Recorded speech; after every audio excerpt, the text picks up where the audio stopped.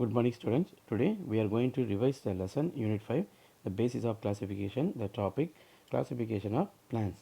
Normally all over the world the plants are living all places. Okay. So these plants can be classified into two different categories. They are flowering plants and non-flowering plants. Okay. So flowering plants can be producing the flower.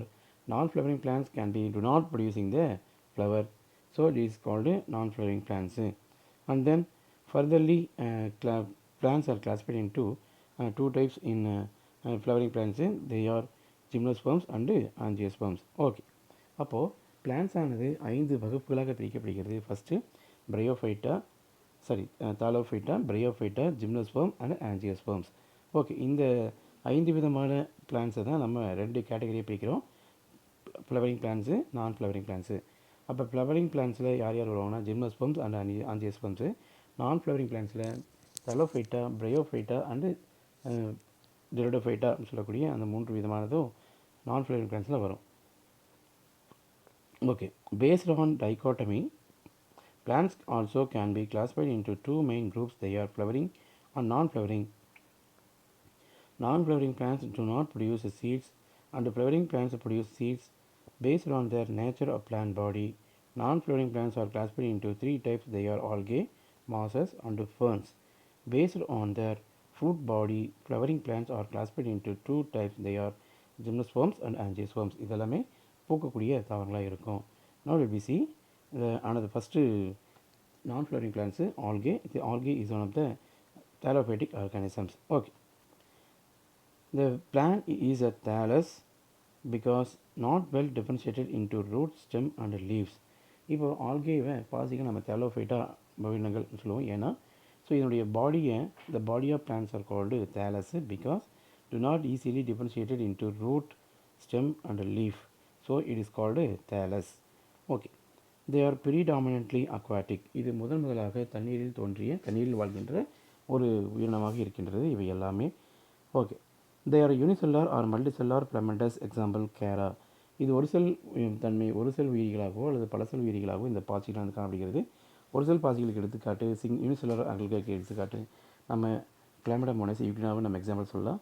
And then multicellular ஆல்கேக்கு chara and then spirogyra இதெல்லாம் நம்ம எக்ஸாம்பிளாக சொல்லலாம். Okay, now let me see the classification. என்னுடைய வகைப்பாடு கொடுத்துருக்காங்க இல்லையா அந்த flow chart. The plants can be classified into 2 different types. They are not producing the seeds, produce seeds. Okay, அப்போ சீட்ஸ் வந்து பார்த்திங்கன்னா ஃப்ளவர் வந்து உருவானால் தானே சீட்ஸ் வந்து ஃபார்ம் ஆகும். அப்போ எது வந்து ஃப்ளவரிங் பிளான்ஸ் இருக்கோ அதில் சீட்ஸ் ப்ரொடியூஸ் பண்ணும். ஃப்ளவர் வந்து ப்ரொடியூஸ் பண்ணாதது சீட்ஸ் வந்து ப்ரொடியூஸ் பண்ணாது. ஓகே, ஸோ அதில் has roots, stem and leaves, இது ஃபர்ன்ஸ். இது தாவரங்கள் வந்து பார்த்திங்கன்னா எளிதில் வேறுபடுத்துகின்ற தண்டு, வேர், இலை அதனுடைய அமைப்புகள் தெளிவாக தெரிஞ்சுன்னா அதுக்கு ஃபர்ன்ஸு. அதுக்கடுத்து has no root, two roots, stems of leaves, algae. Has some roots, stems and leaves like structures. Okay, இதுக்கு mosses. And then non-flowering plants gymnosperms, flowering plants angiosperms. Okay, இதில் கோனிஃபர்ஸ்னால் ஊசிலை காடுகள், ஊசிலை மரங்கள். இதில் மோனோகாட்டிலிடன், டைகாட்டிலிடன் ஃப்ளவரிங் பிளான்ஸில் 2 வகை இருக்குது. So மோனோகாட்டிலிடனா with 1 cotyledons example paddy, with 2 cotyledons example tamarind and also நிறையா இருக்குது. Okay, next mosses. So mosses is another one thallophytic organisms. இது வந்து பார்த்திங்கன்னா இது பிரையோஃபைட்டா வகையை சார்ந்த தாவரங்கள். So these bryophyta plants can be living both of the regions called terrestrial and aquatic. So these plants நான் காமன்லி கால்டு ஆம்பிபியஸ் பிளான்ஸ் சொல்லுவோம். So plant body is not differentiated into true root, stem and leaves. இதுவும் எளிதில் வேறுபடுத்த முடியாத தண்டு, விலை, இலை, வேர் என பகுதிகளாக உள்ளது. So they are water living plants, needs moisture to complete life cycle. இதனுடைய வாழ்க்கை சுழற்சியில் ஈரப்பதம் என்பது ரொம்ப முக்கியமாக இருக்குது. இதனுடைய வாழ்க்கை சுழற்சியானது முழுவதுமாக கம்ப்ளீட் ஆகணும்னா தண்ணீரானது தேவைப்படுகிறது. Okay, hence they are referred to as amphibians plants. So இதனால் தண்ணியிலையும் தரையத்தையும் வாழ்கிறதுனால இது ஆம்பிபியஸ் பிளான்ஸ், இருவாழ்வி தாவரங்கள் அப்படின்னு சொல்லுவோம். Okay, they do not have any specialized vascular tissues for conduction of water and food. Examples Pleuria. இதில் சிறப்பான ஒரு தன்மை வாய்ந்த உணவுகள் மற்றும் தண்ணீரை கடத்துகின்ற வாஸ்குலர் பண்டல்ஸ் எதுவுமே இதில் கிடையாது. எடுத்துக்காட்டு funaria. Okay, next is ferns. So ferns is the first terrestrial living organisms. Okay, இதில் வந்து பார்த்தீங்கன்னா plant body, root, stem, leaf அப்படின்னு சொல்லிட்டு ஈஸியாக என்ன பண்ணலாம் டெஃபினிஷியேட் பண்ணலாம். But do not producing the flowers. It is one of the ornamental purpose plants. All crotons also examples of these ferns. Okay. Plant body is well differentiated into root, stem and leaves.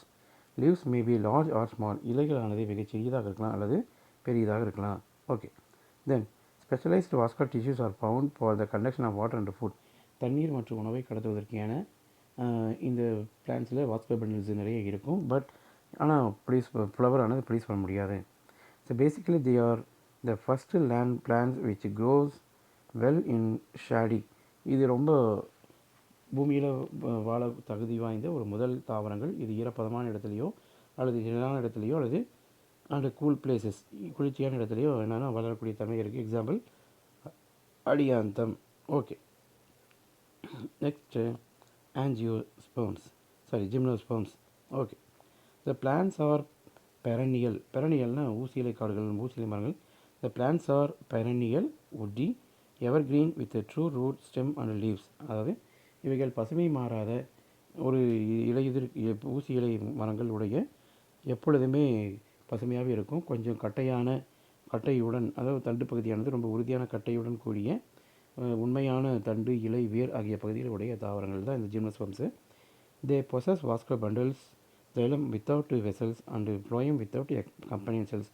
இதில் அந்த conduction பண்ணக்கூடிய முக்கியமான ஒரு cells தான் ஜைலத்துலேயும் ஃப்ளோயத்துலேயும் அதுக்கு சப்போர்ட்டிவாக இருக்கக்கூடிய xylem vessels and phloem company cells வந்து இந்த பிளான்ஸில் இல்லை. The ovules are naked without ovary, hence they do not produce fruits, seeds are naked. Okay, இதனுடைய விதைகளானது வெளியவே தெரியும். ஏன்னா இந்த கனிகளுக்கு கனி உரைகள் கிடையாது. அதனால் விதைகள் எப்பொழுதுமே வெளியவே தெரியும். So this is called naked seeds சொல்லுவோம். ஸோ இதனால் நம்ம இதை ஜிம்னோஸ்பர்ம்ஸ்னு சொல்லுவோம். ஏன்னா gymnos means open, sperms means seeds. Okay, example Pinus and Cycas. Okay, next angiosperms. The plant body is well differentiated into true root, stem and leaves.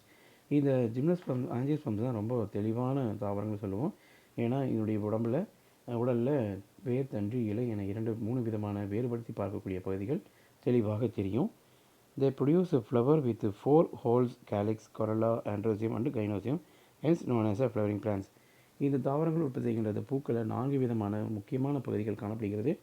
ஒன்று என்னது, கொரல்லா, கேலிக்ஸு, பெட்டல்லா, petals இருக்கு இல்லையா, பூக்கள், கேலிக்ஸு, கொரல்லா, ஆண்ட்ரோசியம் அண்டு கைனோசியம். இது ஆண்ட்ரோசியம், கைனோசியம் தான் முக்கியமானது.